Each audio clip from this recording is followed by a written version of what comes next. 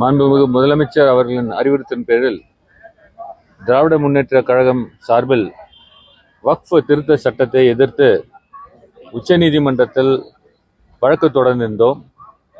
அந்த வழக்கு நேற்று தலைமை நீதியரசர் அடங்கிய அமர்வு முன்பு விசாரணைக்கு வந்தது. திராவிட முன்னேற்ற கழகத்தின் சார்பில் நான் ஆஜராகி வாதிட்டேன். இந்த வக்ஃப் திருத்த சட்டம் இஸ்லாமியர்களுடைய அடிப்படை உரிமைகளை பாதிக்கும் என்பதை நீதிமன்றத்தில் விலக்கி எடுத்து வாதிட்டோம். அது மட்டும் இல்லாமல் இந்த வக்ஃப் என்பது ஒரு இஸ்லாமியர் தன்னுடைய வாழ்நாளில் இது அவர்கள் கொடுக்க வேண்டும் என்பது இஸ்லாமிய சட்டத்தில் உள்ளது. இது அவர்களுடைய பேசிக் ரிக்குவயர்மெண்ட்.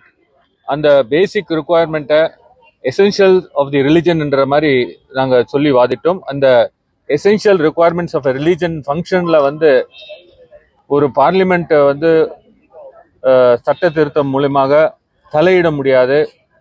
இது அடிப்படை உரிமைகளை பாதிக்கிற நிலையினால இந்த சட்டங்கள் எல்லாமே ஆர்டிக்கல் 26 மற்றும் 27, 28 படி இதை சட்டப்படி செல்லத்தக்கதல்ல நீதிமன்றத்தில் எங்களுடைய வாதங்களை எடுத்து வைத்தோம்.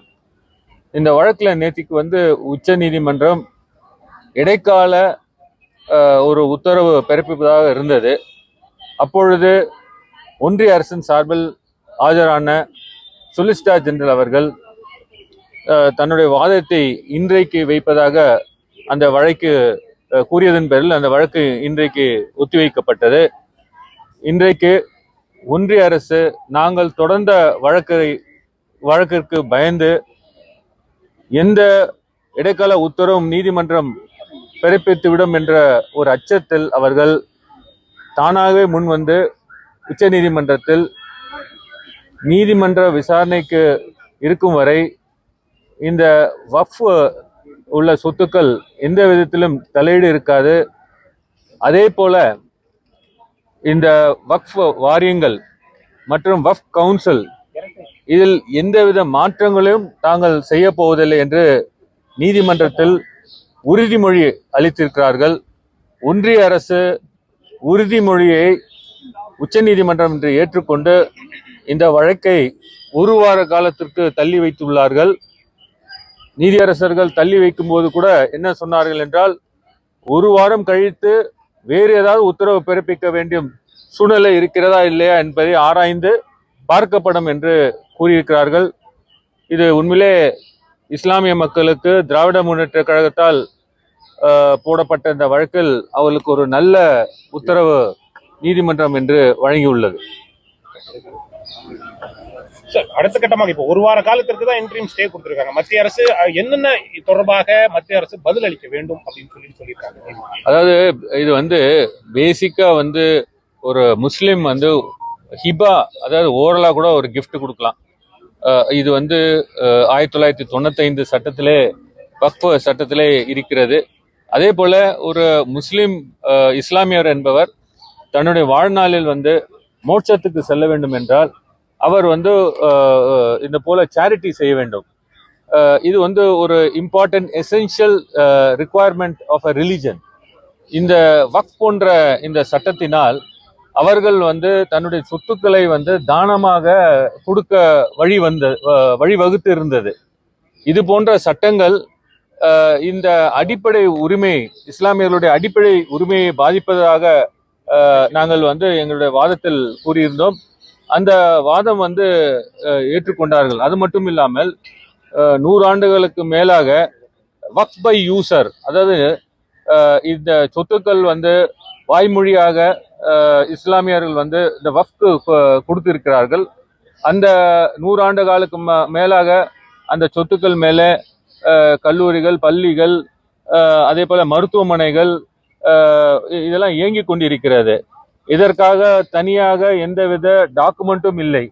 இதையெல்லாம் இந்த கொடூரமான இந்த சட்டத்தில் டாக்குமெண்ட் நிரூபிக்கப்படாமல் இருந்தால் அதை அரசுக்கு போய் சேர்ந்துவிடும் என்பது போல் இவர்கள் அந்த திருத்த சட்டத்தில் சொல்லியிருக்கிறார்கள், கொண்டு வந்திருக்கிறார்கள். ஆகவே இது போன்ற இந்த சட்டங்கள் எல்லாம் 100 ஆண்டு காலுக்கு மேலாக வக்ஃபாக அதை உபயோகப்படுத்தி அதை பயன்படுத்தி இன்று மக்களுக்கு அதை பயன்பாட்டிற்கு இருக்கும் பொழுது இந்த திருத்த மசோதா அவர்களுடைய சொத்துக்களை பறிமுதல் செய்வது போல் உள்ளது என்பதை நீதிமன்றம் ஏற்றுக்கொண்டது.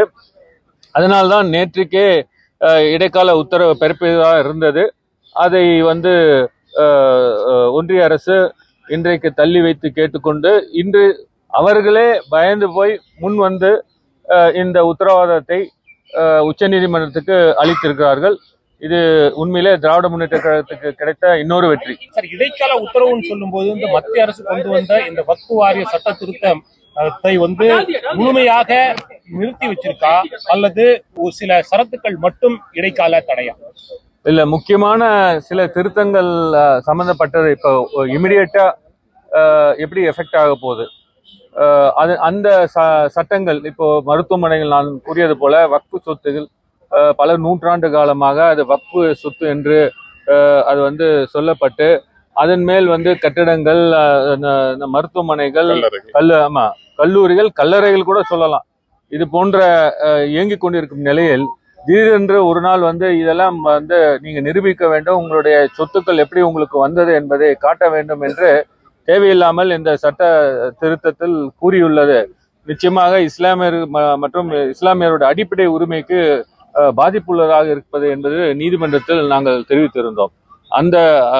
இந்த உத்தரவு பார்த்தீங்கன்னா பேசிக்கா இன்னைக்கு இந்த திருத்த சட்டத்தில் உள்ள அந்த சாராம்சத்தை நிறுத்தி வைத்துள்ளார்கள். பிரதான சின்னங்கள் தொடர்பான பிரதான சின்னங்கள் அல்லது நினைவு சின்னங்கள் ஏற்கனவே வக்ஃப் ப்ராப்பர்ட்டியா இருக்கும், அதுக்கான விளக்கம் என்னவா? அதுவும் இந்த கேட்டகரியில வந்துடுது. Waqf by user, waqf by notification, waqf by gazette. இப்ப இந்த புராதன சின்னங்கள்லாம் பாத்தீங்கன்னா பை நோட்டிபிகேஷனா இருந்திருக்கும். இதுக்கு எழுதி கொடுத்தவங்க யாருன்ற ஒரு டாக்குமெண்ட் இருக்காது. அதனால்தான் நேற்றுக்கு உச்ச நீதிமன்றத்துல சொன்னாங்க, 100 ஆண்டு காலத்துக்கு முன்னாடி அந்த காலத்துல பிரிட்டிஷர்ஸ் எல்லாம் இருக்கும் பீரியட்ல எந்தவித டாக்குமெண்ட்டும் இல்லாம அதுல அப்படியே வக்ஃபாக கொடுக்கப்பட்ட நேரத்துல நீங்க இப்பொழுது டாக்குமெண்ட் எங்கன்னு கேட்டா அது எப்படி நிரூபிக்க முடியும்? ஸோ ஆகவே இது இந்த சட்ட திருத்தம் பறிமுதல் செய்வதற்காக தான் இஸ்லாமிய மக்களுக்கு, இஸ்லாமியர்களுக்கு இது போய் நல்லது அவர்களுக்கு செய்து கொண்டிருக்கிற இந்த சொத்துக்கள்லாம் அவர்களுக்கு கையில் இருப்பதை பிடுங்கி விட வேண்டும் என்ற எண்ணத்தில் தான் இந்த திருத்த சட்டம் கொண்டு வந்தது. அதை இன்னைக்கு நல்ல ஒரு உத்தரவு உச்ச நீதிமன்றம் வாரியத்துல இஸ்லாமியர்கள் அல்லாதவர்கள் உறுப்பினர்களாக சேர்க்க வேண்டும் அப்படின்றதுக்கு நீதிபதிகள் என்ன சொல்லியிருக்காங்க? அதுக்கு ஸ்டே இருக்கா இல்லையா? இன்னைக்கு அதுவும் அந்த வக்ஃப் போர்டுல அந்த பழைய சட்டத்துல உறுப்பினர்களாக ஏற்கனவே நியமிக்கப்பட்டு அவர்கள் கண்டினியூ பண்ணுவாங்க. அதே போல அந்த உறுப்பினர்கள் இல்லாத பட்சத்தில் எந்தவித நடவடிக்கையும் எடுக்க மாட்டார்கள். புதிய சட்டத்தின்படி எந்தவித நடவடிக்கையும் எடுக்க மாட்டார்கள். அதுதான் இன்றைக்கு உச்சநீதிமன்றத்தில் ஒன்றிய அரசு தெரிவித்துள்ளது. ஸ்டேட்டஸ் கோ அப்படின்னு மெயின்டைன் பண்ணணும்னு சொல்லி நீதிபதிகள் சொல்லியிருக்கிறதுனால இந்த வக்ஃப் வாரிய சட்ட திருத்த மசோதா தற்போதைக்கு செயலில் இருக்காது அப்படின்றது நம்ம எடுத்துக்கலாமா? வக்ஃப் வாரிய சட்டம் இருக்கும், ஆனா அது செயல்படுத்த முடியாது. நன்றி, வணக்கம்.